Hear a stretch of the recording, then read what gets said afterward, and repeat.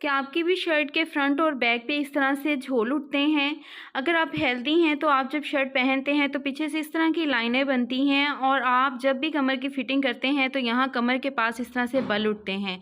ब्रेज़र का स्टेप नज़र आता है और आपका कंधा जो है वो नीचे की तरफ गिर जाता है। अस्सलाम वालेकुम एवरीवन, आज हम शर्ट के तमाम मसाइल के ऊपर बात करेंगे कि शर्ट के जो हमारे ज़रूरी से मसाइल हैं उनका हल क्या है। मेन मसला ये होता है कि हमारा नेक पीछे की तरफ क्यों जाता है। दूसरा टॉपिक ये है कि जो हेल्दी लेडीज होती हैं या बाज़ औक़ात स्लिम लड़कियां भी होती हैं, उनके पीछे जो है बैक साइड पे इस तरह के झोल पड़ते हैं, उसका क्या रीज़न है, वो कैसे कवर किए जाएं। और कुछ लड़कियों का ये मसला होता है कि जब वो फिटिंग करती हैं तो उनके कमर के पास जो है इस तरह के बल उठते हैं, आप इस पिक में देख सकते हैं। इसका क्या रीज़न है, ये सारे मसाइल जो हैं वो आज की वीडियो में इन टॉपिक्स को हम कवर करेंगे। आपने वीडियो को स्किप नहीं करना। तो सबसे पहले मैं आपको बताऊंगी कि शर्ट का जो हमारा गला होता है वो पीछे की तरफ क्यों जाता है। उसके लिए आपने क्या करना है, सबसे पहले ये देखें फ्रंट और बैक जो है वो मैंने दोनों को बराबर ऐसे एक दूसरे के ऊपर रख लिया है। ये बंद साइड मेरी तरफ है और ओपन वाली साइड उस तरफ है। अब हमने क्या करना है कि ये वाला जो फैब्रिक है हमारा फ्रंट वाला, उसको हमने 1.5 इंच नीचे की तरफ इस तरह से निशान लगाना है। यहाँ से ऊपर से हमने 1.5 इंच छोड़ लेना है और नीचे की तरफ हमने इस तरह से मार्किंग करनी है और इस निशान को हमने स्केल के साथ बिल्कुल इस तरह से सीधा कर लेना। अब इसके ऊपर हमने लगाना है अपने तीरे का निशान। तो यहाँ पे देखिए तीरा हमारा जो है वो 15 है, तो 7.5 इंच पे मैं मार्किंग करूंगी, ठीक है। और यहाँ से हमने ½ इंच नीचे की तरफ डाउन करना है। और डाउन हमने कहाँ तक करना होता है, जितना हमने अपना खुला नेक रखना होता है ना, 7 इंच 6 इंच जितना भी, उसका हाफ कर लेना है। 7 इंच खुला रखना है तो 7 इंच का हम हाफ करेंगे और यहाँ पे निशान लगाएंगे। और इस यहाँ तक जो है हमने इस वाली लाइन को इस तरह से तिरछा कर देना होता है, ये वाली लाइन को इस तरह से। बाकी अब हमने अपने आर्म होल की मार्किंग कर लेनी है अपने साइज के अकॉर्डिंग।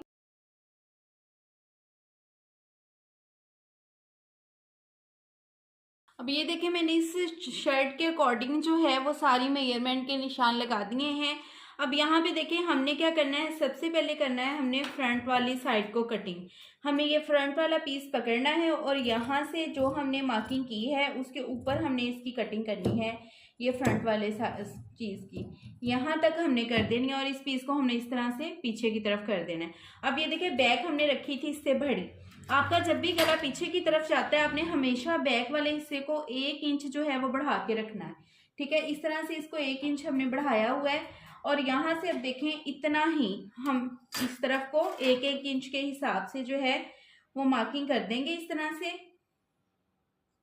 और इस वाली लाइन को भी ऐसे ही जैसे हमने फ्रंट पे लगाया था इसी तरह से बैक वाली लाइन को भी इस तरह से हम तकरीबन ऐसे ही बढ़ा के ऐसे मार्किंग कर देंगे।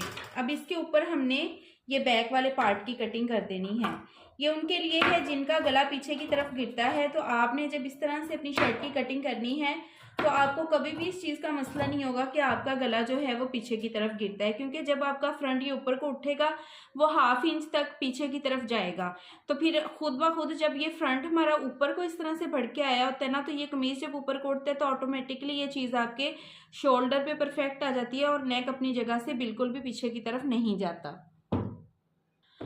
अब दूसरा मसला ये है कि जिनके यहाँ पे झोल उठते हैं, आप इस पिक में देख सकते हैं। तो आपने क्या करना है, अगर आपकी यहाँ बैक साइड पे झोल उठते हैं तो आपने ये वाली जो बैक वाले आर्म होल की ये कर्व यहाँ से बनाते हैं उसको आपने बहुत पीछे इधर को लेके नहीं जाना, क्योंकि कुछ लड़कियां क्या करती हैं, यहाँ से मैं यहाँ पे आपको दिखा भी देती हूँ कि इस तरह से बना देती हैं ऐसे बिल्कुल इधर को। फिर ये जो सारा फैब्रिक होता है वो यहाँ पे इकट्ठा हो रहा होता है। और इसकी एक बड़ी रीज़न ये है कि जब हम अपने बाजू के आर्म होल की कटिंग करते हैं ना, तो हम उसका जो बैक गैप है वो भी बिल्कुल परफेक्ट नहीं छोड़ते। अब मैं आपको उसकी भी कटिंग करके इस टॉपिक को आसानी से समझाऊंगी। ये देखें, इसको आपने जिनके यहाँ से झोल उठते हैं आपने इस वाले गुलाई को जो है वो थोड़ा सा ऐसे डीप करके ले जाना है।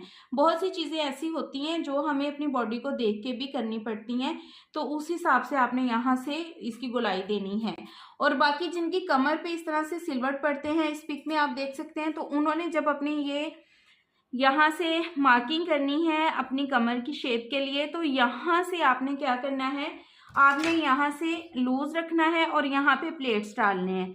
जस्ट बैक साइड पे आप प्लेट डाल लें, उससे क्या होगा कि आपके इस वाले हिस्से पे जो है ना बिल्कुल भी फैब्रिक इकट्ठा नहीं होगा। यहाँ से देखिए आपने हाफ इंच जो 1 इंच जो है इधर से अपना लूज कर देना है और यहाँ से आपने प्लेट डाल लेने हैं। आप मेरी इस वीडियो में प्लेट्स डालने का तरीका जो है वो देख सकते हैं, मैंने ऑलरेडी इस टॉपिक पे वीडियो अपलोड की हुई है। अब यहाँ से देखिए हमने ये फ्रंट साइड की कटिंग की है, तो यहाँ से हमने बैक को थोड़ा सा बढ़ा लेना है और यहाँ से यूं तिरछा रख के यहाँ पे लेके आना है इस वाली जगह पे, ठीक है, ऐसे यूं तिरछा। और अब हमें इस तरह से दोनों 4 फैब्रिक को ही पकड़ लेना है, फ्रंट को भी और बैक को भी, और इस तरह से ये बैक वाले मार्किंग के ऊपर हमने इस तरह से शर्ट की कटिंग करनी है। ये देखें यहाँ तक हमने अपना मार्जिन छोड़ा हुआ था और यहाँ तक। अब इसको हमने इस तरह से तिरछा क्यों करना है, क्योंकि जब हम ये देखें इसको इस तरह से ऊपर को फोल्ड करेंगे तो ये बिल्कुल इस तरह से सीधा आएगा। हल्का सा आपने इसको तिरछे में लेके जाना है। अगर आप बिल्कुल सीधा कर देंगे तो यहाँ से देखें इस तरह से जब हम इसके ऊपर करेंगे तो यहाँ पे गैप आ जाएगा। इसलिए आपने बैक की जब भी बढ़ा के कटिंग करनी है यहाँ से थोड़ा सा तिरछा लेके जाना है इसको।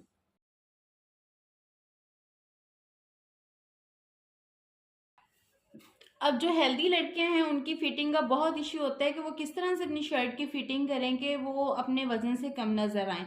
तो उनके लिए मैंने इस टॉपिक पे जो है वो ऑलरेडी वीडियो बनाई है, आप ये वीडियो देख सकते हैं। और इसी वीडियो के डिस्क्रिप्शन को जब आप ओपन करेंगे तो इन वीडियोज़ के लिंक आपको मिल जाएंगे, आप वहाँ से ये वीडियोज़ जो हैं वो देख सकते हैं। अब यहाँ देखिए मैंने स्लीव्स के फैब्रिक को इस तरह से बिछा लिया है, आपस में इस तरह से इनको मैंने फोल्ड कर दिया है और इनका जो डिज़ाइन है वो इस तरह से दरमियान में आया है, इसलिए ये चीज़ जो है इसमें इसके फ़र्क आ रहा था तो मैंने इसको एक साइड पे कर दिया। अब सबसे पहले हमने लेनी है स्लीव्स की लेंथ, कि स्लीव्स की हमारी लेंथ कितनी है उसकी हमने कर लेनी होती है मार्किंग। तो यहाँ पे देखें आगे हमारा फैब्रिक लगेगा फोल्डिंग के लिए, तो इसकी जो लेंथ है वो ऑलरेडी ही 21.5 है, मतलब कि कम लेंथ उन्होंने दी हुई है तो इतनी ही हमें रखनी पड़ेगी। तो यहाँ से देखें 3.5 इंच पे मैंने मार्किंग की है।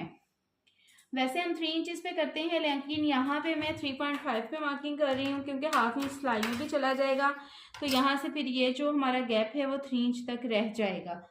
ये देखें इस तरह से आपने ये वाली लाइन लगा लेनी है। अब हमारा जो रेडी शोल्डर साइज है वो है 9 इंच, तो यहाँ से देखिए हमने इस तरह से तिरछे में नापना है, तो 9 इंच जहाँ पे आ रहा होगा वहाँ पे हम इस तरह से मार्किंग कर लेंगे, ठीक है। अब यहाँ से हमने लेनी है गुलाई, यहाँ से हम गैप लेते हैं 2.5 का। अब मुझसे लड़कियां पूछ रही होती हैं कि 2.5 क्यों छोड़ा।